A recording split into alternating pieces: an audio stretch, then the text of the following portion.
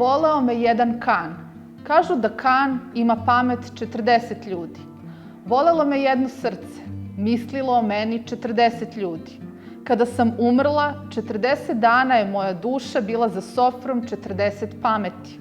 41. dana su me molitve kanovog srca prenele u novi život. Opet ga dugo neću videti. Uskoro odlazim u pohod po želji kanovoj. Kažu da kan ima pamet 40 ljudi. Kada ponovo umrem, moje srce će goreti za 40 srca jedinog kana koji je ikada probao da pomisli na mene, jedinog kana koji je voleo. 41. dana, posle mojih 40 života, skinuo je veo.